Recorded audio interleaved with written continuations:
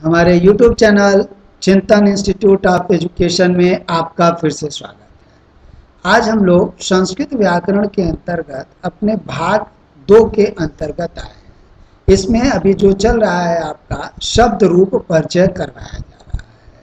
वह मुख्य हेडिंग के अंतर्गत संस्कृत अनुवाद के आधारभूत तत्वों पे हम लोग इस समय चर्चा कर रहे हैं। यानी संस्कृत अनुवाद के लिए हमें किन किन चीज़ों की ज़रूरत पड़ेगी, उसी पूरे वीडियो को लेकर हम लोग एक सीरीज वाइज रूप में आपके सामने आ रहे हैं। आज का ये बहुत ही महत्वपूर्ण जो प्रकरण है, यह सी-टेट के बच्चों के लिए बहुत महत्वपूर्ण है।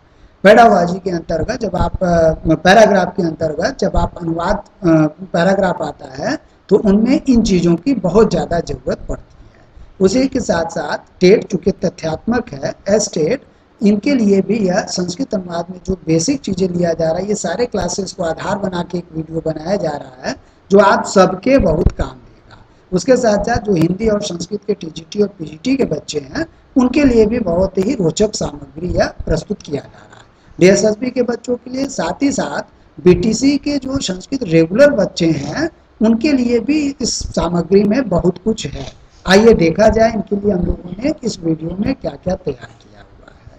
तो हम लोग अनुवाद के आधारभूत तत्वों पर जब चर्चा कर रहे हैं तो कभी कभी स्वरांत और व्यंजनांत शब्द पे चर्चा हो जाती है। तो आइए एक छोटा सा उस पर एक अध्ययन कर लिया जाए, देखा जाए।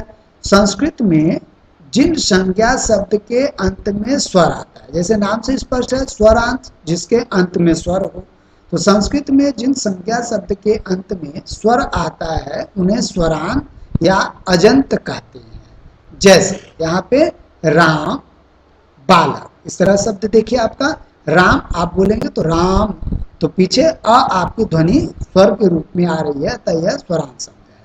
उसी प्रकार जिन संज्ञा शब्द के अंत में व्यंजन आते हैं उन्हें व्यंजनांत कहते हैं। व्यंजन अंत में हो जिसके व्यंजनांत, तो आपका ये कहते हैं। या कभी कभी हलंत पूछ दिया जाता है, तो हल हो जिसके अंत में। तो जब हम लोग माहेश्वर सूत्र को पढ़ेंगे, वहाँ पर वर्गीकरण करेंगे तो हल में क्या क्या चीज़ें आते हैं, ये एक व्यापक वीडियो इसके ऊपर बनाया जाएगा। तो हल हो जिसके अंत में, तो क्या होगा, हलांत आपका हो जाएगा। तो आइए देखा जाए, जैसे राजन, जगत, यहाँ व्यंजन ध्वनित हो रहा है अंत में जगत, तो इसलिए क्या है ये आपका यह व्यंजनांत है। अब आइए, कभी कभी वर्गीकरण के रूप में ये बहुत महत्वपूर्ण चार्ट आपके सामने लाया हूँ। अब यद्यपि हमारा काम केवल 2 चार्टों से चल जाएगा, लेकिन आपके लिए इन चीज़ों को जानना बहुत महत्वपूर्ण है। क्योंकि बीटीसी के बच्चों के लिए ऑब्जेक्टिव वाइज क्वेश्चन पूछे जाते हैं मैक्सिमम जगहों पर, तो इसलिए यह भी बहुत महत्वपूर्ण चीज़ है। क्या है कि स्वरांत शब्दों का वर्गीकरण।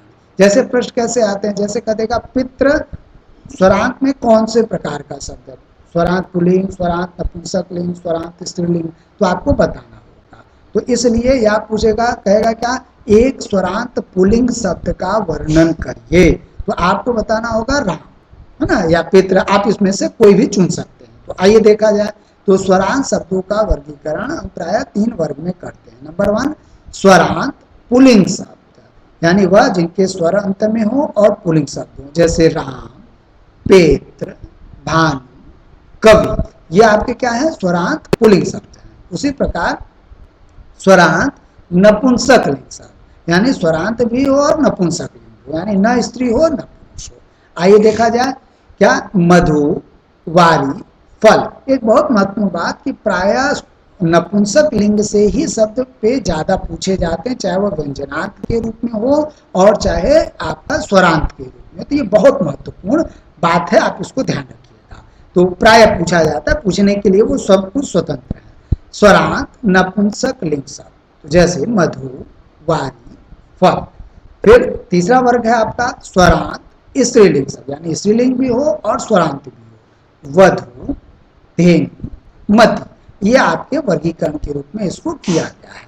अब आइए अगला है व्यंजनांत शब्दों का वर्गीकरण। इसी आधार पर 3 प्रकार में बांटा जाता है।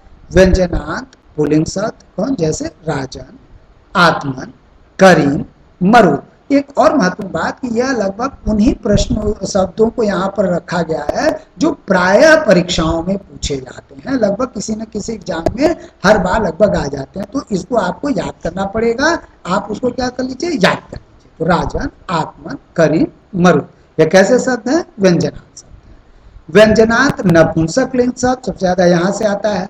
मनस, जगत, ये आपका क्या है, आपका व्यंजनात् नपुंसक लिंग शब्द है। व्यंजनात् स्त्रीलिंग शब्द, जैसे पूछेगा व्यंजनात् स्त्रीलिंग शब्द का दो शब्द बताइए, तो आपको बताना होगा सरित, वाक, विपद। तो इसके ऊपर हम लोग आगे चल के क्लासेस में अलग से अध्ययन करेंगे।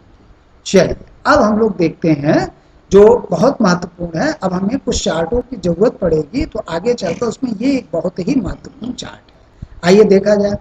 अकारांत पुल्लिंग शब्द राम का हम लोग क्या कहते हैं, शब्द परिचय देखते हैं।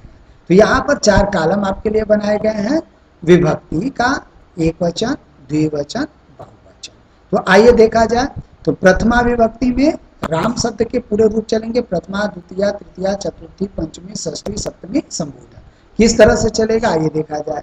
तो प्रथमा विभक्ति में, और इसको आपको मैं याद करने का तरीका भी बताऊंगा कि किस तरीके से बगैर रटे आप आसानी से समझ के याद कर सकते हैं। जैसे राम, एक वचन में देखिए राम, रामो, रामा, यह आपका एक वचन, द्विवचन, बहुवचन।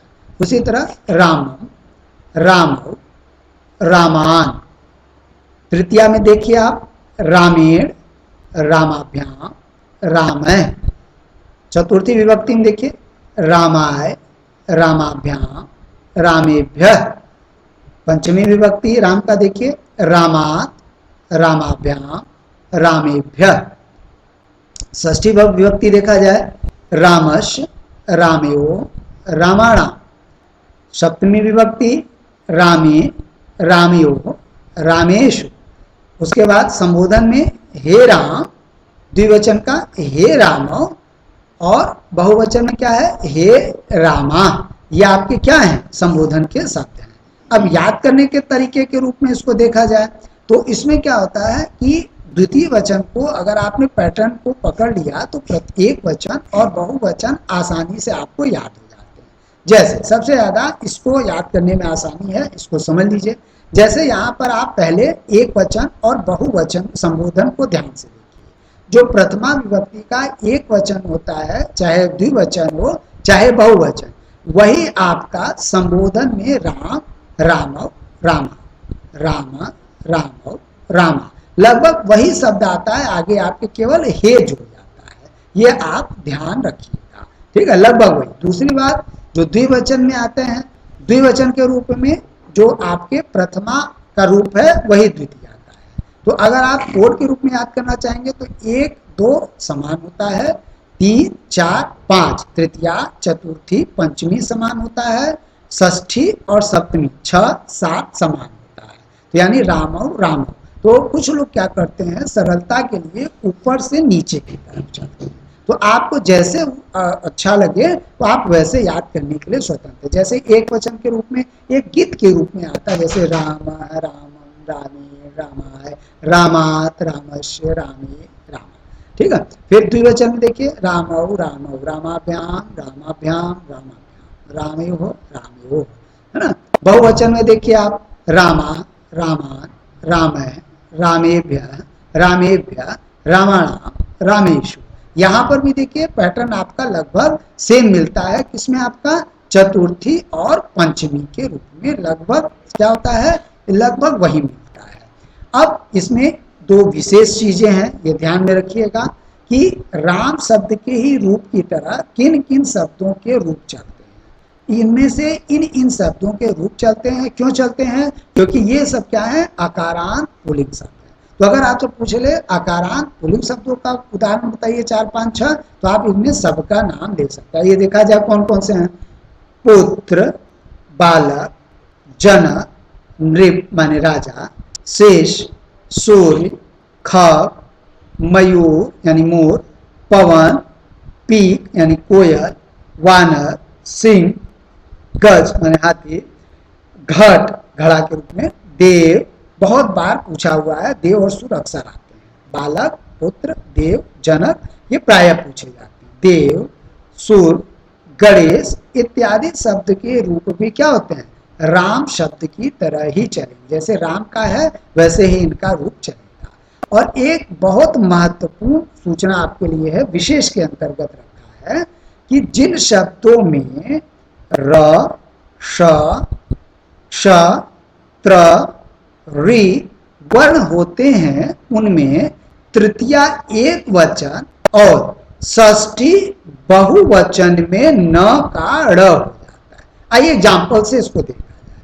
जैसे आपके लिए मैंने राम शब्द लिखा है, देखिए इसमें र आया हुआ है, यहाँ पे मैंने कहा ना र, तो र आएगा तो क्या कहा, तृतीया एक वचन। तृतीया एक वचन देखिए कहा है आपका, यहाँ पे तृतीया एक वचन में न का ड़ हो जाता है। देखिए यहाँ पर रामेण, अब बालक होता तो क्या हो जाता है, बाल के न, इसलिए क्या है रामेण।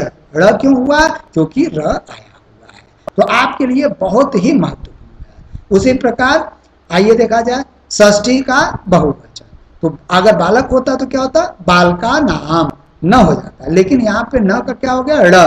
क्यों हो गया, क्योंकि आगे इसमें र वर्ण आया हुआ। तो र हो, श हो, श हो, त्र हो, रि कोई भी वर्ण हो, इनमें से किसी भी शब्द में हो तो रूप इसी प्रकार से चलेंगे। बस दो अंतर होगा, तृतीया एक वचन में और षष्ठी के बहुवचन के रूप में परिवर्तन होगा, बाकी जस का तस रहेगा।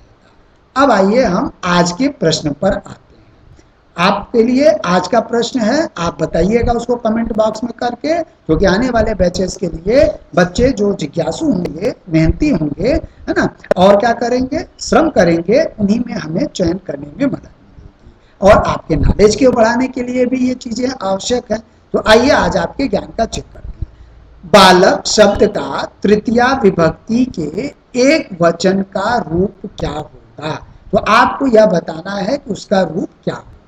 तो आज की वीडियो के लिए इतना ही, और अगर यह वीडियो आपको हमारा अच्छा लगता है तो इसे आप सब्सक्राइब अवश्य करिए हमारे चैनल को, और वहीं पे कमेंट बॉक्स में आप बताइए कि आपको आज के प्रश्नों के जवाब वहीं से आपको देने होंगे। आप इसे ज़्यादा से ज़्यादा शेयर करिए, और अगर लाइक लगता है तो आप इसे लाइक करिए और अपने मित्रों को भी प्रेरित करिए हमारे इन वीडियोज़ को लाइक करने के लिए। आज के वीडियो के लिए इतना ही, मिलते हैं कल हम लोग एक नए टॉपिक के साथ। तब तक के लिए धन्यवाद।